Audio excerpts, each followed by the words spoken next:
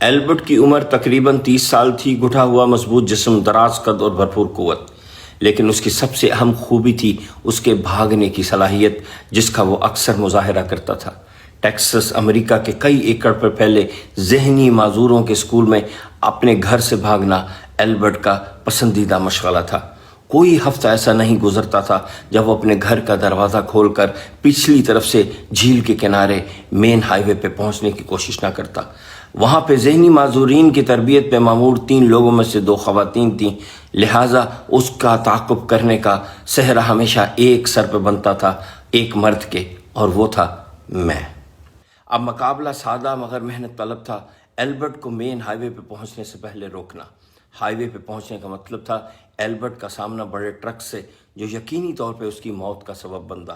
یہ ایک معمول تھا، زوردار آواز کے ساتھ دروازے کا کھلنا، ایلبرٹ کا بھاگنا، لوگوں کا پردے ہٹا کے دیکھنا، اور پھر میرا سر پٹ تعاقب۔ کچھ ہی ماہ بعد میں اپنے سانس کو قابو کرنے میں کامیاب ہوا تو میرے دماغ اور دل قابو میں آئے۔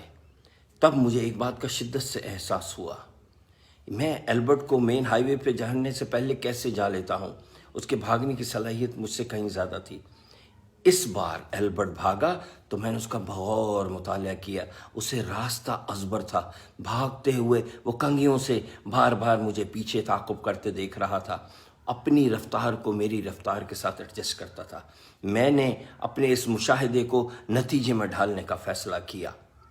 میں نے اپنی رفتار کم کر لی، ایلبرٹ نے بھی کم کر لی، میں نے اور کم کر دی، ایلبرٹ نے بھی اور کم کر دی۔ کرتے کرتے ہم مین ہائی وے تک پہنچ گئے۔ ایلبرٹ وہاں پہنچ کر رک گیا۔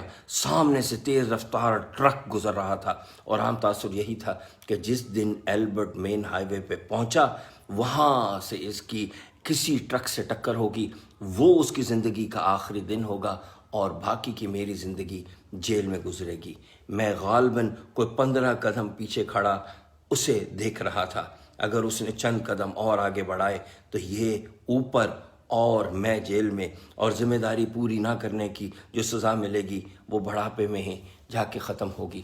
اس کے بعد کیا ہوا، یہ پڑھنے کے لیے یہ کتاب المیزان، شخصیت کے عناصر اور ان کا تناسب، ہماری ویب سائٹ سے فری ڈاؤن لوڈ کریں، جسٹ فار رمضان۔